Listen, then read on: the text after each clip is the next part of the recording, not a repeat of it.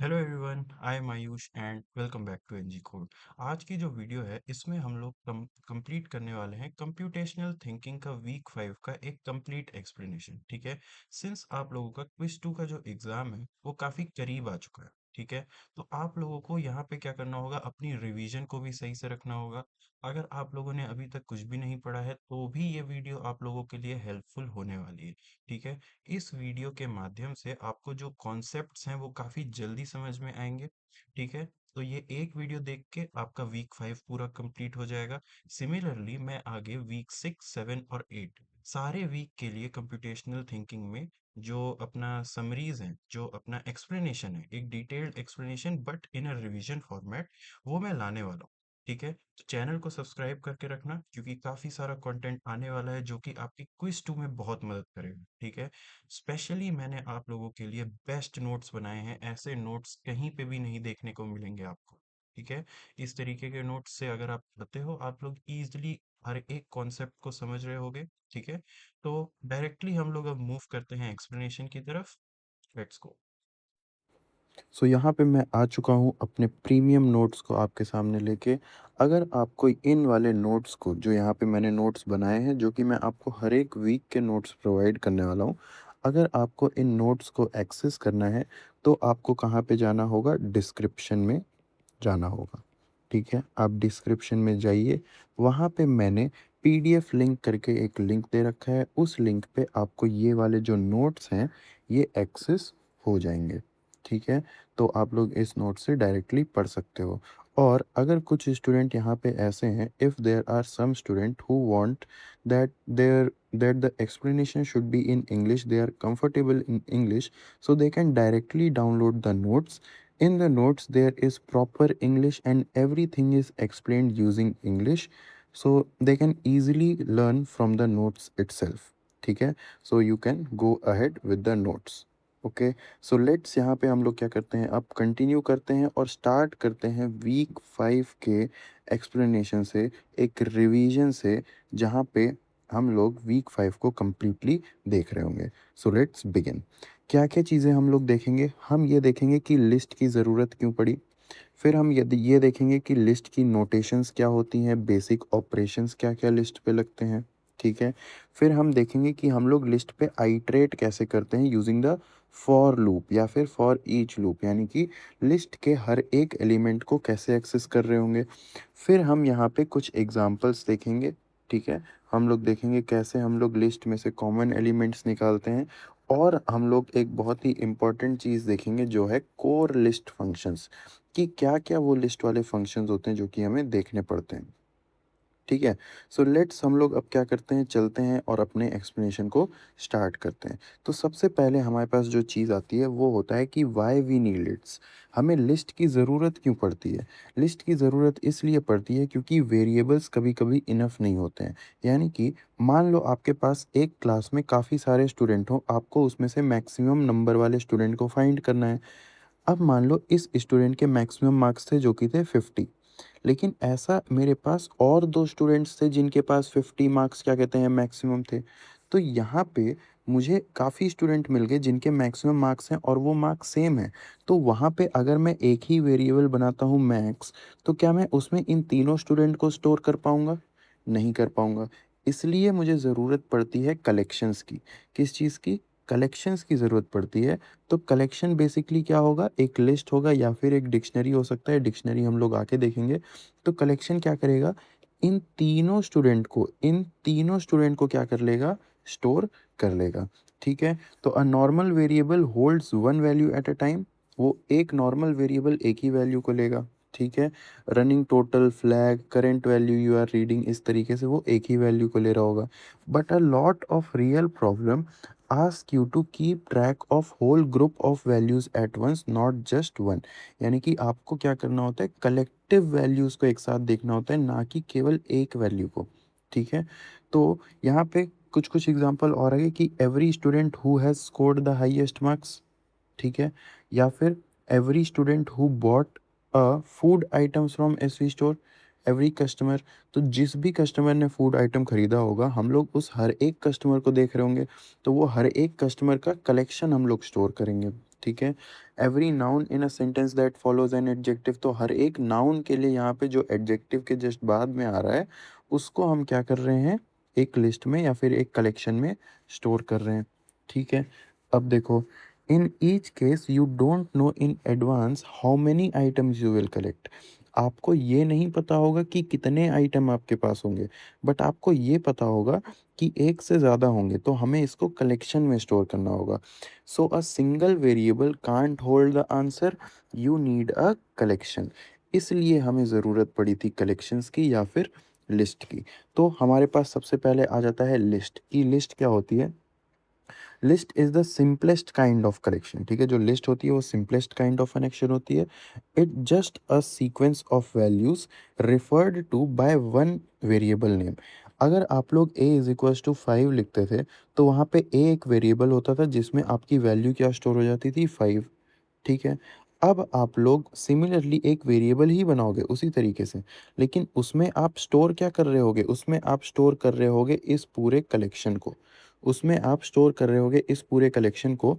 तो ये एक सिंगल वेरिएबल अब कौन-सी वैल्यूज़ को एक्सेस कर सकता है? इस वाली ये जो कलेक्शन जिसमें वो स्टोर करा हुआ है, इन कलेक्शन की हर एक वैल्यू के पास एक्सेस किसके पास आ जाएगा? वेरिएबल के पास, ठीक है? तो instead of juggling student 1, student 2, student 3 की आप हर एक स्टूडेंट के लिए अलग-अलग वेरिएबल बनाओ, आप क्या करोगे? आप एक ही लिस्ट बना दोगे। आप एक ही लिस्ट बना दोगे और उसमें आप क्या करोगे? स्टोर करोगे, ठीक है? तो अब हम देखते हैं कि कैसे हम लोग लिस्ट को लिखते हैं। तो a list is written as values inside square bracket separated by commas. तो यहाँ पे ये क्या है? ये मेरे पास एक लिस्ट है। कैसे है? लिस्ट हमेशा स्क्वायर ब्रैकेट से रिप्रेजेंट होती है और उसके अंदर के जो एलिमेंट्स हैं वो हम कैसे रिप्रेजेंट करते हैं? Separated by comma. तो ऐसे अपने पास ये एक लिस्ट है जहाँ पे 3 वैल्यूज़ इसके अंदर थी, 1, 13 और 2। फिर ये एक लिस्ट है, इसमें मेरे पास कितनी वैल्यूज़ हैं? 1, 2, 3, 4, ये भी एक लिस्ट है, ठीक है? सिमिलरली मेरे पास होती है एक एम्प्टी लिस्ट मतलब जिस लिस्ट में कोई भी एलिमेंट, कोई भी आइटम अभी ना हो, ठीक है? सो इस तरीके से हम लोग क्या करते हैं? लिस्ट को लिख रहे होते हैं। की आइडिया क्या होता है कि a list can hold numbers, string और any other kind of value. जितनी भी वैल्यूज़ तरह की हो सकती हैं वो अपनी लिस्ट में स्टोर हो सकती हैं। And the empty list is your starting point whenever you are about to build one up. इसका क्या मतलब है कि जब भी आप लोग एक लिस्ट में एलिमेंट्स को डालने जा रहे होते हो, तो आप लोग स्टार्ट किससे करते हो? एम्प्टी लिस्ट से। अब आपके जो भी फ़ेवरेबल आउटकम्स होंगे, आप उनको लिस्ट में स्टोर करोगे। यानी कि आपको जैसे मान लो मैक्सिमम मार्क्स को स्टोर करना था एक लिस्ट में, तो आपने एम्प्टी लिस्ट क्या कर दी? इनिशियलाइज़ कर दी। व्हाइल लूप के थ्रू आप हर एक स्टूडेंट को देखोगे। अगर वो स्टूडेंट मैक्सिमम मार्क्स पे है, तो उस स्टूडेंट की सीक्वेंस आईडी या नाम आपने कहाँ पे अपेंड कर दिया, आपने कहाँ पे डाल दिया? अपेंड का मतलब उस आइटम को आप लिस्ट में डाल रहे हो। तो आपने उस आइटम को लिस्ट में कहाँ पे डाल दिया? उसकी पोज़ीशन पे रख दिया। तो ये होता है जब हम लोग क्या करते हैं? एम्प्टी लिस्ट से स्टार्ट करते हैं और उसमें एक-एक करके एलिमेंट्स को डालते हैं। तो वो एलिमेंट्स हम लोग कैसे डाल रहे होते हैं? अब अपने पास एक टॉपिक आता है कंबाइनिंग लिस्ट। यहाँ पे हम लोग लिस्ट के ऑपरेशंस देखेंगे। कंबाइनिंग लिस्ट यहाँ पे क्या यूज़ कर रहा है? डबल प्लस, ठीक है? तो इसको हम एक और चीज़ बोलते हैं अपेंड, कि आप लिस्ट में क्या कर रहे हो? अपेंड कर रहे हो। आप लिस्ट में क्या कर रहे हो? अपेंड कर रहे हो, ठीक है? तो यहाँ पे होगा क्या? मान लो आपके पास एक लिस्ट थी L1 और उसके अंदर 2 आइटम थे। तो एक लिस्ट थी L1, उसके अंदर आपके पास 2 आइटम थे 1, 13 और एक लिस्ट थी L2, उसके अंदर आपके पास 3 एलिमेंट थे, उसके अंदर 3 एलिमेंट थे 2, 17 और 1, 2, 17 और 1, ठीक है? Then L1 plus plus L2, plus plus क्या बोलता है? अपेंड, प्लस प्लस क्या बोलता है? अपेंड, ठीक है? L1 प्लस प्लस L2, ठीक है? तो देखो अपेंड काम कैसे करता है? अब यहाँ पे मैं चाहूँगा कि आप लोग ध्यान दो, ये चीज़ आपको हमेशा काम में आएगी। जब भी आप लोग कहीं पे भी अपेंड को देखो, हमेशा ध्यान रखना अपेंड क्या करता है, पहले स्क्वायर ब्रैकेट को हटा के जो भी एलिमेंट होगा उसको पुश कर देगा इस वाली लिस्ट के अंदर, ठीक है? तो यहाँ पे L1 एक लिस्ट थी ये वाली, प्लस प्लस L2 एक लिस्ट है, L2 एक लिस्ट है और ये लिस्ट कौन-सी है? ये वाली, तो इसको मैं यहाँ पे लिख लूँ अगर तो कोई प्रॉब्लम? 217, 1, ठीक है। अब लिस्ट वन में क्या क्या था, 1,13। मैंने आपसे अभी क्या बोला कि अपेंड क्या करेगा, पहले ब्रैकेट को इग्नोर करेगा। पहले ब्रैकेट को इग्नोर किया, कितने एलिमेंट मिले, 1 2 3। इन तीनों एलिमेंट को कहाँ पे डाल देगा, लिस्ट वन के एंड में, इसी ऑर्डर में। तो क्या हो जाएगा, 1,13 जो ऑलरेडी था, एंड ये तीन एलिमेंट अपेंड हो जाएंगे, तो 2 17 और 1। ठीक है, इस तरीके से। मैंने आपको ये चीज़ क्यों बताई, मान लो यहाँ पे लिखा होता L1 plus plus bracket of L2, bracket of L2, तो वहाँ पे L2 क्या है, L2 खुद ही में एक लिस्ट है, तो 2 17 1। और अब क्या होगा, पहला ब्रैकेट मेरा क्या हुआ, इग्नोर हुआ, और मुझे एलिमेंट क्या मिला, एक ही एलिमेंट मिला, ये पूरा एक एलिमेंट है। तो इस पूरे एक एलिमेंट को मैं लिस्ट L1 में अपेंड करूँगा, तो वहाँ लिस्ट L1 अब कैसी दिखेगी, वो होगी 1,13, और उसका थर्ड एलिमेंट कौन सा होगा, ये अंदर वाली लिस्ट, तो ये क्या हो गया, 2 17 1। सो इस तरीके से हम लोग यहाँ पे क्या कर रहे होते हैं, अपने जो अपेंड है उसको कर रहे होते हैं। हमेशा ध्यान रखना कि पहले ब्रैकेट को इग्नोर करो, जो भी आपको मिलेगा आपको उस सब को क्या कर देना है, अपेंड कर देना है आगे वाली लिस्ट में। ठीक है, नेक्स्ट हम लोग चलते हैं, नेक्स्ट अपना आ जाता है एक्सटेंड का फंक्शन। एक्सटेंड का मतलब ये होता है कि अगर आपको कोई एक आइटम लिस्ट के एंड में ऐड करना हो, adding adding an item in the end of the list, at the end of the list. तो आप यहाँ पे क्या करोगे, जो अपेंड कर रहा था वो भी तो लिस्ट के एंड में आइटम ऐड कर रहा था, लेकिन ज़्यादा कर रहा था। ठीक है, तो हम लोग क्या करेंगे, अगर मेरे पास, मैं प्लस प्लस करके जो भी मुझे आइटम डालना है, मान लो मुझे डालना है नंबर 5 अपनी लिस्ट में लास्ट में डालना है, तो ये 5, और अपेंड क्या करता है, फर्स्ट ब्रैकेट को इग्नोर करता है, तो मैं इसके बाहर ब्रैकेट लगा दूँ। तो ब्रैकेट लगा दिया, तो ये क्या हो गया, इसको इग्नोर किया और इस एलिमेंट 5 को इस वाली लिस्ट के अंदर अपेंड कर दिया। तो सेम चीज़ यहाँ पे करेंगे, जिस भी आइटम को मुझे अपेंड करना है, जिस भी आइटम को मुझे एक्सटेंड करना है लिस्ट में, तो L is equals to L plus plus bracket of X। यानी कि आपने लिस्ट में क्या किया, जैसे कि जब आप काउंट को अपडेट करते थे, तो काउंट कैसे अपडेट होता था, count is equals to count +1। यहाँ पे भी सेम चीज़ हो रही है, बस थोड़े अलग तरीके से, कि मैं यहाँ पे लिस्ट को अपडेट कर रहा हूँ। तो list is equals to list plus plus bracket of X, यानी कि फर्स्ट ब्रैकेट को इग्नोर किया। अब ये जो मेरे पास एक्स है, ये क्या होगा, लिस्ट में ऐड हो जाएगा एंड में। ठीक है, सो इस तरीके से अपना एक्सटेंड्स फंक्शन काम करता है। अब हम लोग चलते हैं एक इम्पॉर्टेंट चीज़ पे, जो कि है बिल्डिंग एंड प्रोसेसिंग लिस्ट। यानी कि अगर मुझे अपनी लिस्ट में हर एक एलिमेंट को देखना है, अगर मुझे अपनी लिस्ट में प्रोसेस करना है, मुझे अपनी लिस्ट के हर एक एलिमेंट को एक एक करके देखना है, तो वो मैं कैसे देख रहा हूँगा, तो देखते हैं। Building a list while scanning a table. हम लोग अपनी टेबल को स्कैन करेंगे, और उसको स्कैन करते करते हम लोग अपनी लिस्ट को बिल्ड करेंगे। तो पहले हम लिस्ट बनाना सीखते हैं, फिर हम ये सीखते हैं कि प्रोसेस कैसे करेंगे, उसके एलिमेंट्स को कैसे एक्सेस करेंगे। तो देखो, हमें क्या करना है, हमें क्या करना है, हमें एक लिस्ट बनानी है, जिसमें मुझे वो सारे स्टूडेंट के सीक्वेंस नंबर चाहिए जिनका बर्थडे मई में आता हो। जिनका बर्थडे मई में आता हो, मुझे उन सारे स्टूडेंट के सीक्वेंस नंबर की क्या चाहिए, एक लिस्ट चाहिए। ठीक है, तो कैसे बनाऊंगा मैं वो, मैंने my list is equals to empty list initialize किया। क्यों किया, इस लिस्ट में मैं उन हर एक सीक्वेंस आईडी को क्या करूंगा, एक्सटेंड करूंगा। इस लिस्ट में मैं उस हर एक सीक्वेंस आईडी को एक्सटेंड करूंगा, जो सीक्वेंस आईडी का बर्थडे किस में आता हो, मे में आता हो। ठीक है, तो मे लिस्ट मैंने क्या करी, एम्प्टी एम्प्टी लिस्ट बनाई। वाइल लूप क्या करेगा, एक एक करके सारे स्टूडेंट्स को पिक करेगा। While table one has more card, read the first row x in table one, यानी एक एक करके इसने क्या किया, सारे के सारे अपने जो स्टूडेंट थे उनको देखा एक एक करके। अब जब ये एक एक करके स्टूडेंट को देख रहा होगा, तो एक स्टूडेंट इसके पास आया, अगर उस स्टूडेंट का बर्थडे क्या था, मई था। If x dot month of birth, यानी कि एक्स जिस मंथ में बॉर्न हुआ, यानी कि वो जो स्टूडेंट अगर जिस मंथ में बॉर्न हुआ, अगर वो क्या हो, मई हो, अगर वो क्या हो, मई हो, यानी जिसमें वो बॉर्न हुआ है वो मई है, तो आपको क्या करना है, my list is equals to my list plus plus X dot sequence number. यानी कि इस स्टूडेंट का सीक्वेंस नंबर आपने क्या किया, मे लिस्ट में अपेंड कर दिया। अब ये वाइल लूप नेक्स्ट चलेगा अगले स्टूडेंट पे, और अगर अगला स्टूडेंट भी मे बॉर्न होगा तो क्या होगा, उस स्टूडेंट का भी सीक्वेंस नंबर मे लिस्ट में ऐड हो जाएगा। तो मे लिस्ट में हमें उन उन स्टूडेंट के सीक्वेंस नंबर मिल रहे होंगे जिन स्टूडेंट्स ने क्या किया है, जिन स्टूडेंट्स ने जिनका बर्थडे मे में आता है।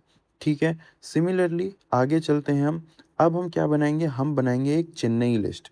चेन्नई लिस्ट क्या करेगा, gives you the student from Chennai, यानी कि उस लिस्ट में हम उन स्टूडेंट के सीक्वेंस नंबर स्टोर करेंगे जो कि कहाँ से हैं, चेन्नई से।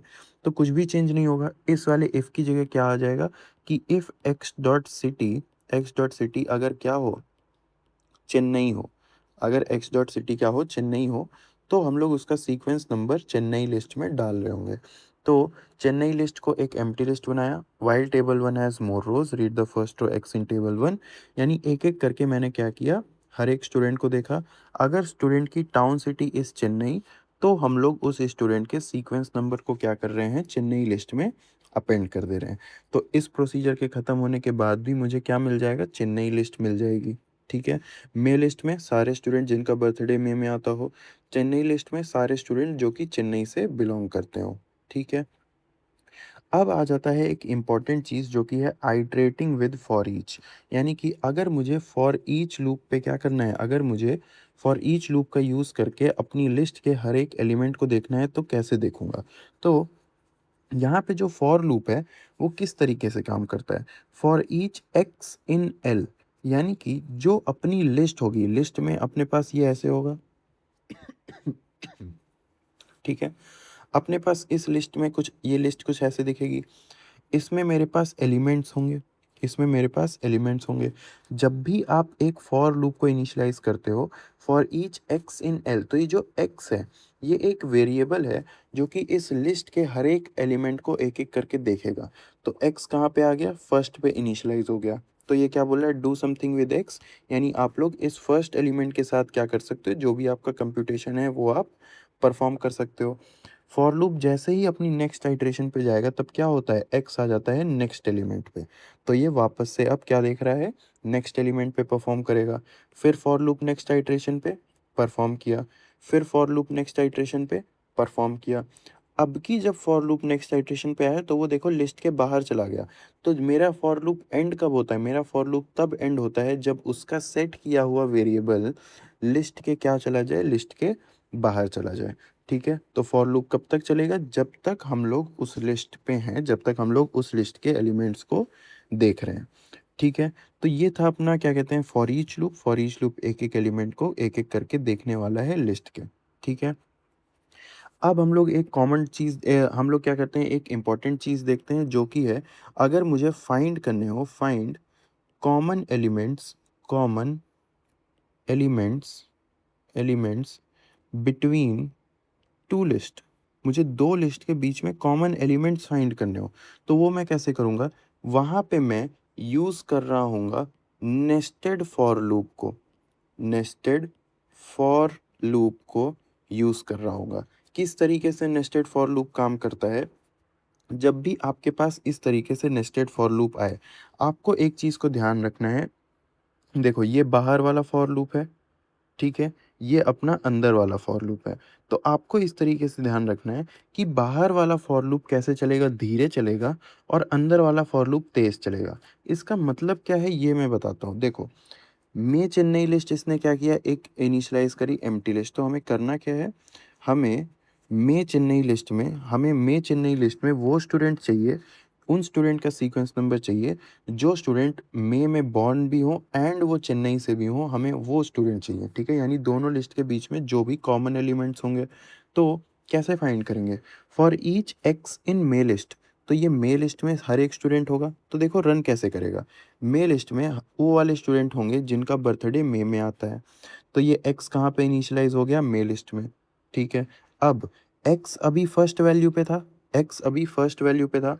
For each y in Chennai list, y क्या है, y मेरे पास एक वो वेरिएबल है जो कि चेन्नई लिस्ट पे इनिशियलाइज हुआ। अभी x मेरा फर्स्ट पे ही है, इस x फर्स्ट के लिए मेरे पास ये वाला फॉर लूप चला।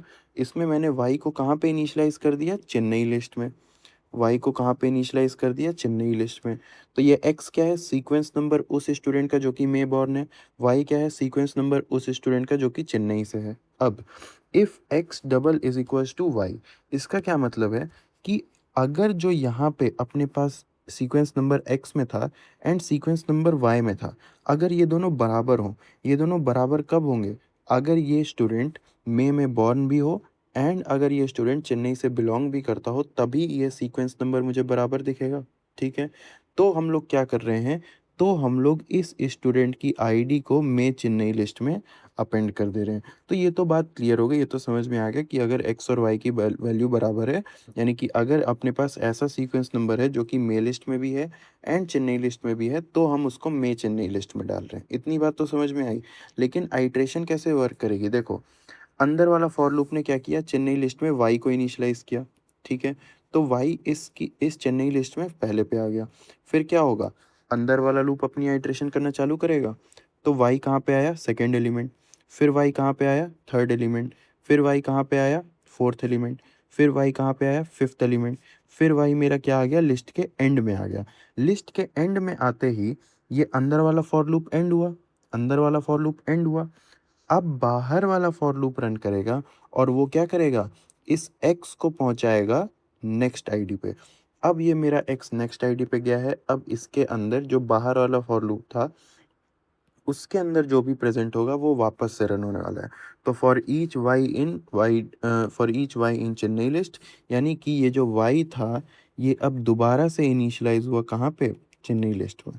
तो एक्स की, यानी कि जो स्टूडेंट अपने पास में चेन्नई लिस्ट में था, उस हर एक स्टूडेंट के लिए हम लोग चेक करेंगे कि क्या वो स्टूडेंट मुझे चेन्नई लिस्ट में मिल रहा है। अगर वो स्टूडेंट मुझे चेन्नई लिस्ट में मिला, तो उस स्टूडेंट का सीक्वेंस नंबर हम लोग में चेन्नई लिस्ट में क्या कर दे रहे हैं, अपडेट कर दे रहे हैं, ठीक है? सो इस तरीके से हम लोग ने यहाँ पे क्या किया, कॉमन एलिमेंट्स को फाइंड किया बिटवीन टू लिस्ट, ठीक है?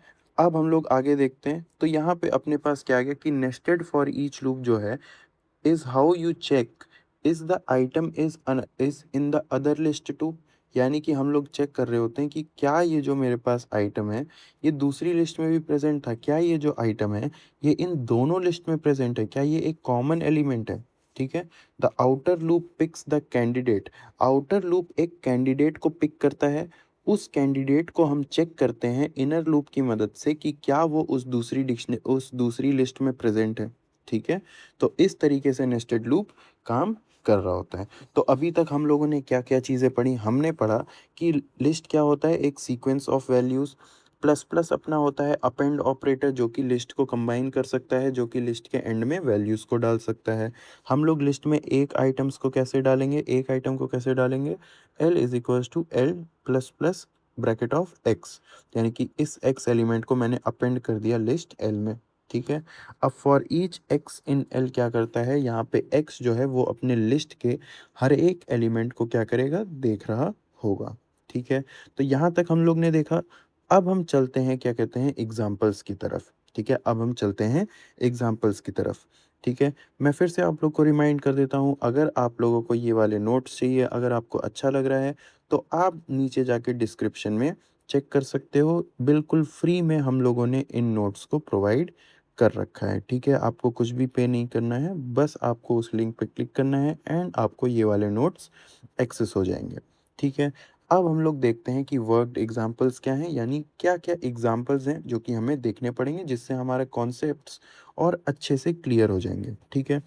प्रॉब्लम क्या है हमारे पास? प्रॉब्लम ये है, we want to find student who are doing well across all subject, यानी कि वो फिजिक्स में भी अच्छा कर रहे हों, वो केमिस्ट्री में भी अच्छा कर रहे हों, वो मैथ में भी अच्छा कर रहे हों, वो तीनों स्टूडेंट में अच्छा कर रहे हों।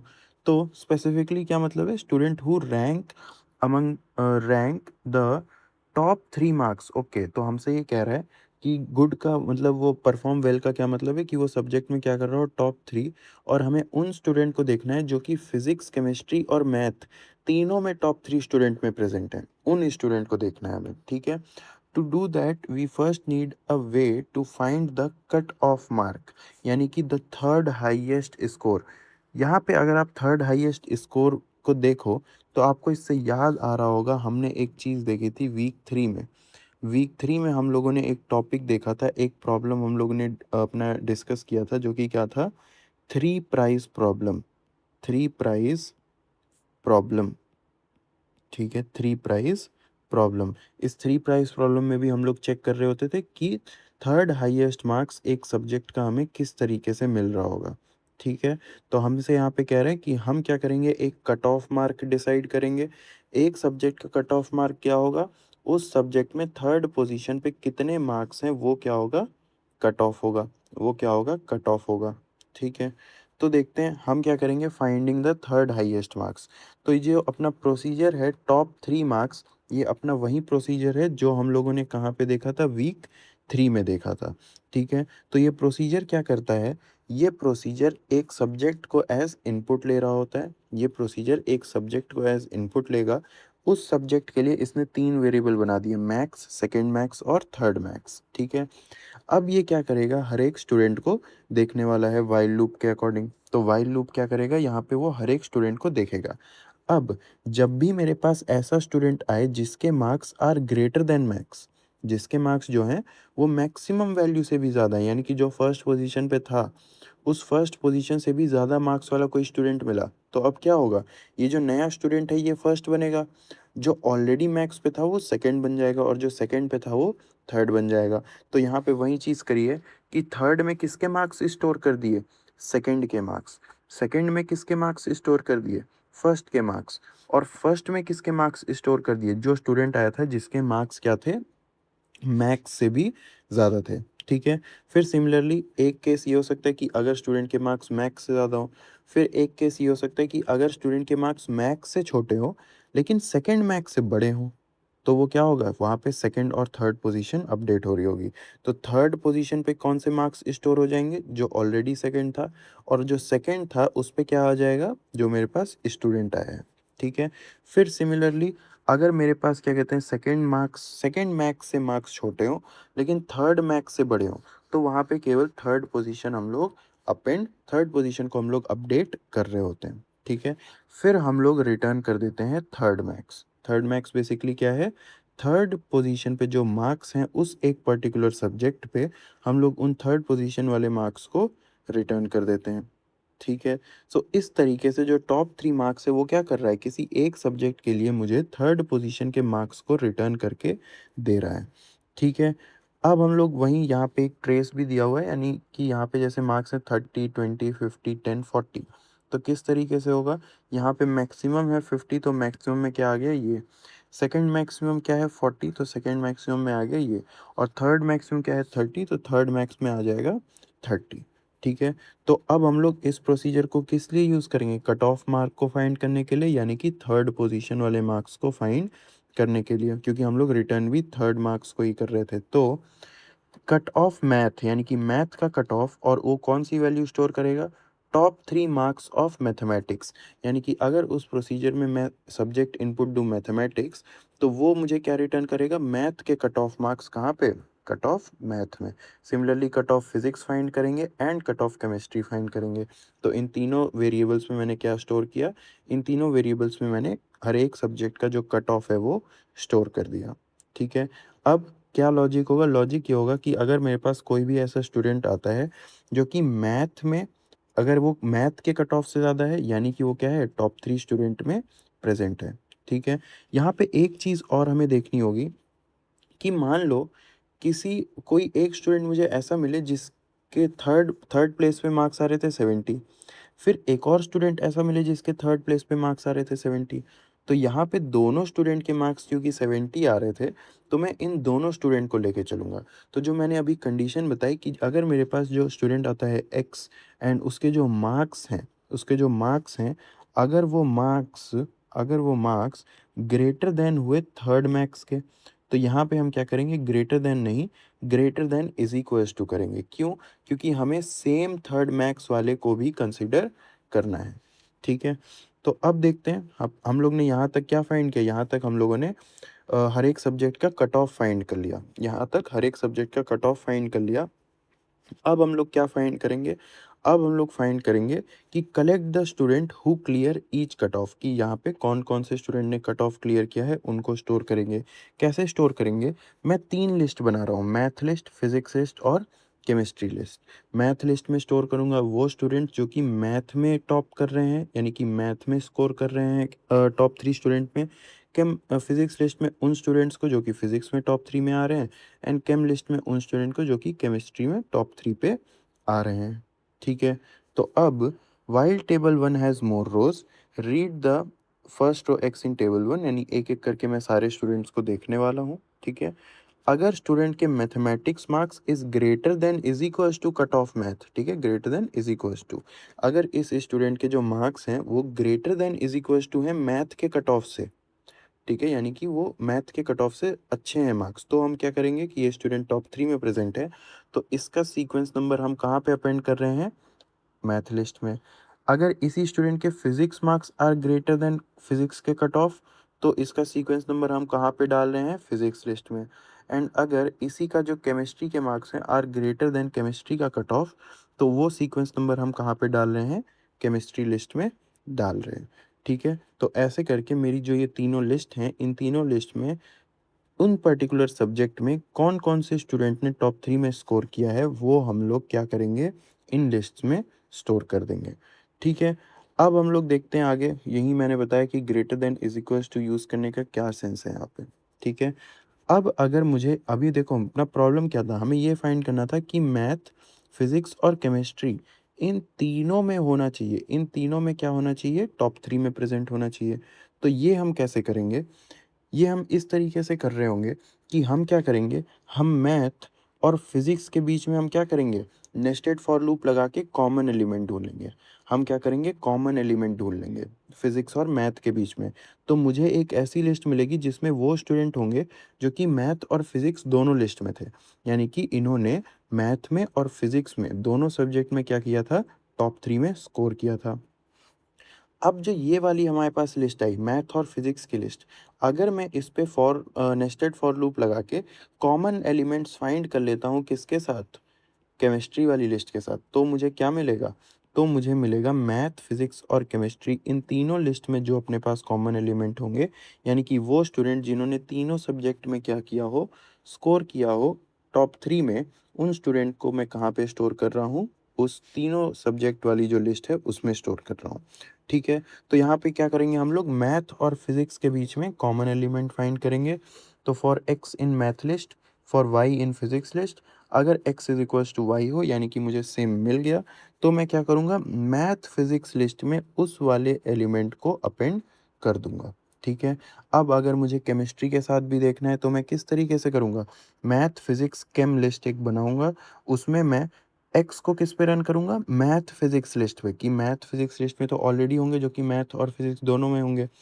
अब मैं कॉमन चेक करूँगा केमिस्ट्री के साथ, यानी कि मैंने क्या किया, केमिस्ट्री के साथ कॉमन चेक कर लिया।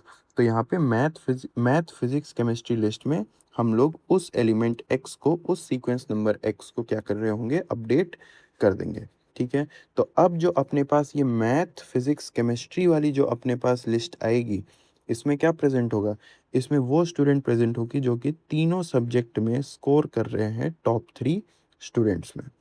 ठीक है, सो इस तरीके से हम लोगों ने इस प्रॉब्लम को देखा। आगे क्या है, matching more than two list, तो हमने यहाँ पे क्या किया, तीन लिस्ट के बीच में कॉमन एलिमेंट निकाले। सो यही तरीका है, अगर आपको दो से ज़्यादा लिस्ट के बीच में कॉमन एलिमेंट निकालने हैं तो आपको क्या करना होगा, ग्रुप्स बनाने होंगे, कि अगर आपको चार लिस्ट के निकालने थे, आपको चार लिस्ट के बीच में कॉमन एलिमेंट निकालने थे, तो आप इन दोनों के बीच में कॉमन निकालो, इन दोनों के बीच में कॉमन निकालो, तो यहाँ पे एक लिस्ट मिलेगी, यहाँ पे एक लिस्ट मिलेगी।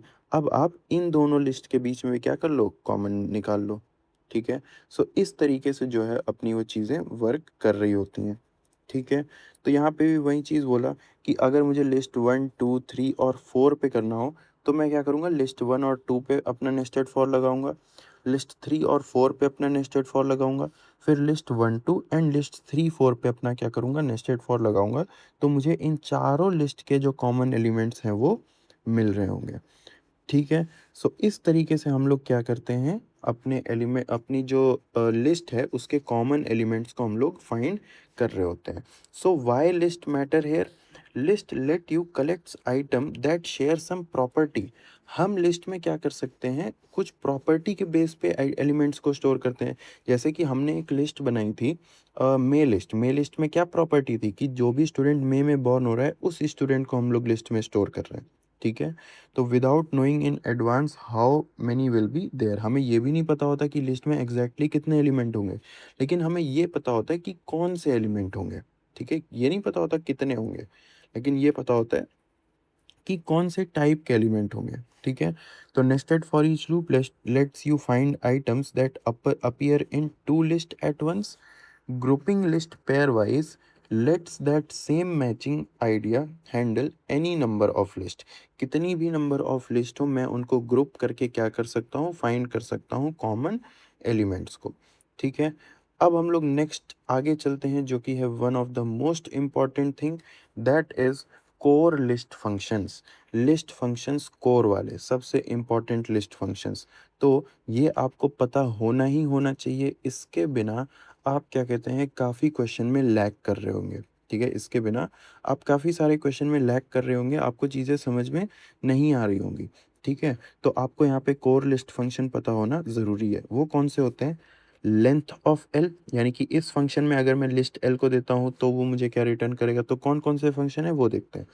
Length of L, first of L, last of L, rest of L, init of L, member of L. तो ये फंक्शंस क्या करते हैं, एक एक करके हर एक फंक्शन को हम लोग देखते हैं. तो यहाँ पे मेरे पास पहला फंक्शन है length of L. Length of L क्या करता है, इस फंक्शन में अगर मैं किसी एक लिस्ट को इनपुट देता हूँ तो लेंथ ऑफ एल मुझे उस लिस्ट के लिए रिटर्न करता है कि उस लिस्ट में कितने एलिमेंट हैं. जैसे कि यहाँ पे हमने लेंथ फंक्शन लिया और उसके अंदर मैंने ये वाली लिस्ट क्या कहते हैं इनपुट डाली, तो इसमें कितने एलिमेंट है, 1 2 3 4 5, यानी इस लिस्ट की लेंथ कितनी थी वो मुझे रिटर्न किया लेंथ फंक्शन ने, ठीक है?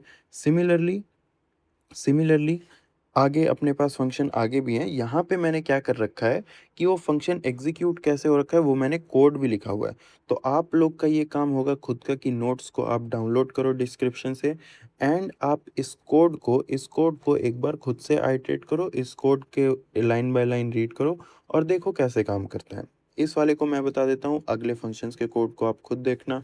तो यहाँ पे क्या हो रहा है कि एक लिस्ट ऑफ एल इनपुट आई थी, तो हम लोग काउंट को ज़ीरो इनिशलाइज करेंगे.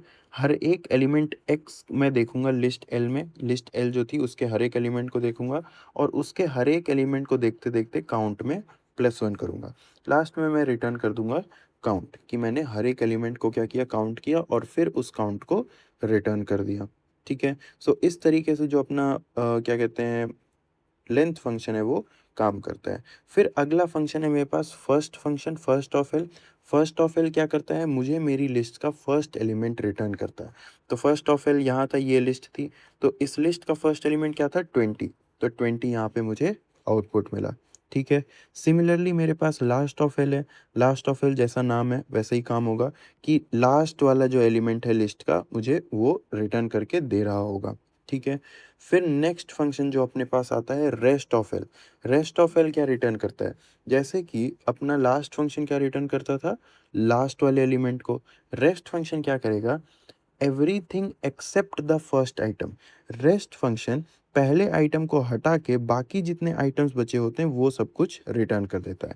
जैसे कि ये अपने पास एक पूरी लिस्ट थी 20 30 40 50 10. तो रेस्ट फंक्शन क्या रिटर्न करेगा, पहले एलिमेंट को हटा दिया, अब इसने क्या रिटर्न किया बचे हुए जितने आइटम थे वो रिटर्न कर दिए, यानी कि फर्स्ट आइटम को हटा के बाकी जितने आइटम थे वो बाकी जितने आइटम थे वो रिटर्न कर दिए. तो everything except the first item, सब कुछ केवल पहले आइटम को छोड़ के, ठीक है? यहाँ पे ये इसका क्या कहते हैं प्रोसीजर है, ये इसका आप लोग ज़रूर से एक बार इसको देखना, ठीक है? एक बार इसको खुद से समझने का ट्राई करना. ये आपकी थिंकिंग को बहुत इम्प्रूव करता है, ठीक है? सूडो कोड को समझना is a very good skill, ठीक है? नेक्स्ट हम चलते हैं, नेक्स्ट फंक्शन क्या है, इनिट ऑफ एल. तो ये रेस्ट फंक्शन के लिए उल्टा काम करता है. रेस्ट फंक्शन क्या करता था, पहले को हटा के बाकी सब रिटर्न करता था. इनिट फंक्शन क्या करेगा, लास्ट को हटा के बाकी सब रिटर्न करेगा. तो यहाँ पे जैसे था 20 30 40 50 10, तो इस 10 को हटा दिया, रिटर्न क्या किया, 20 30 40 50. तो लास्ट को छोड़ के बाकी सब कुछ रिटर्न कर दिया, ठीक है? तो इस कोड को भी आप एक बार ज़रूर से देखना. फिर उसके बाद आता है मेंबर फंक्शन. मेंबर फंक्शन क्या बोलता है कि does E appear in L.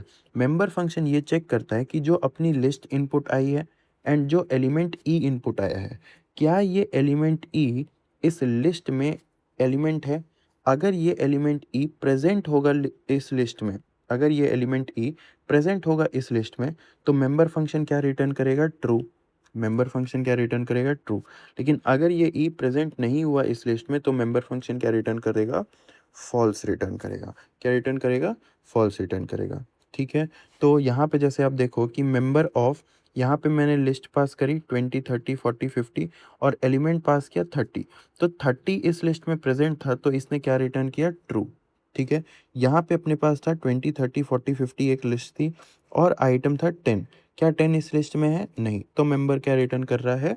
False return कर रहा है। ठीक है। सो इस तरीके से जो अपने मेन वाले जो ये फंक्शंस हैं, जो कोर फंक्शंस है, वो चल रहे होते हैं। तो इसीलिए मैंने एंड में एक चीट शीट भी डाल दी, जिससे आप लोग कभी भी आपको रिवाइज करना हो तो आप रिवाइज कर सकते हो। लेंथ ऑफ एल क्या रिटर्न करेगा? Number of item. First of L क्या रिटर्न करेगा? First item. Last last of L क्या रिटर्न करेगा? Last item. Rest of L all but the first, first को छोड़ के बाकी सब। इनिट क्या करेगा? लास्ट को छोड़ के बाकी सब। और मेंबर ऑफ एल कॉमा ई वो क्या रिटर्न करता है? ट्रू और फॉल्स। अगर मेरे पास ई जो है लिस्ट में प्रेजेंट है तो ट्रू, अगर ई जो है लिस्ट में प्रेजेंट नहीं है तो फॉल्स। ठीक है। तो इसी के साथ जो आपका वीक 5 का एक्सप्लेनेशन है, जो आपका वीक 5 का रिवीजन है, वो कंप्लीट हो चुका है। तो आप लोगों ने देखा होगा कि कितनी जल्दी और कितने अच्छे वे में हम लोगों ने सूडो कोड को समझ के एंड एवरीथिंग करके हम लोगों ने वीक 5 को एक कंप्लीट अच्छे तरीके से रिवाइज कर लिया है। ठीक है। So if you want these notes, you can go in the description and access these notes for free. These notes are completely free. ठीक है। ये मैंने काफ़ी टाइम देके बनाए एंड ये नोट्स बहुत ही अच्छे हैं। ठीक है। सो अगर आपको वीडियो अच्छी लगी हो तो चैनल को सब्सक्राइब कर देना एंड वीडियो को लाइक कर देना। एंड अगर आपको कहीं पे कोई डाउट होता है तो उस डाउट को आप कमेंट सेक्शन में ड्रॉप कर सकते हो, मैं उसको क्लियर ज़रूर करूँगा। ठीक है। तो इस वीडियो को आप अपने फ्रेंड्स के साथ भी शेयर करो, काफ़ी सारे लोगों के साथ शेयर करो, क्योंकि क्विज टू पास आने वाला है और मैं काफ़ी सारा कंटेंट अपने चैनल पे डालने वाला हूँ अभी के अभी। ठीक है। हर दिन कुछ ना कुछ कंटेंट मेरे चैनल पे आता रहेगा, जो कि आप लोगों को बहुत ज़्यादा हेल्प करने वाला है। मैंने स्टैट्स 1 की फार्मूला शीट, मैथ की फार्मूला शीट, सीटी के लिए पर वीक मैंने क्या कहते हैं एक्सप्लेनेशन डिसाइड कर रखे हैं। ठीक है। और one shots and most importantly PYQ session भी मैं आपको वाईटी पे फ्री दे रहा हूँ। मैं ये सब कुछ आपको वाईटी पे फ्री देने वाला हूँ। ठीक है। तो चैनल को सब्सक्राइब कर लेना। मिलते हैं आप लोगों से नेक्स्ट वीडियो में। तब तक के लिए keep learning and keep building yourself. Thank you.